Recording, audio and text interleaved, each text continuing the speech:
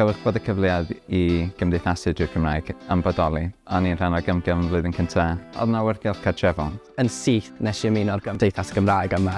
A dwi'n mor falch nes i achos dwi wedi cael y profiad mor anhygoel gyda nhw yn mynd i Aberystwyth am y dawns ryngolegol ac am yr Eisteddfod ryngolegol. So ni'n fel teulu bach, so mae'n really nice i gael fyna. So o'n i'n aros yn neuadd GMJ, so hwnna di'r neuadd Gymraeg oedd yn Brifysgol Bangor. Wedyn oedden ni'n cael ysweithio allan, oedden ni'n mynd lawr i Aberystwyth a cyfarfod efo Criw Aber, Criw Gaerdydd. A chdi jyst cael bod yn hollol Gymraeg a cymysgu efo pobl eraill o gwahanol brifysgolion, oedd yn braf, really nice. Dwi'n byw yn Pont Celyn yn Prifysgol Aberystwyth a mae cymuned rili gryf a mae lot o pobl yn cymdeithasu. Mae'n neis yn wedig os ti'n dechrau yn lle newydd. Ti'n barod yn cael rhywbeth yn gyffredin gyda pawb achos mae pawb yn siarad Cymraeg. Dwi'n rhan o aelwyd Pont Celyn, felly ni'n gobeithio cystadlu yn y Steddfod leni. Nathon ni'n gwneud cyngedd Nadolig yn dre.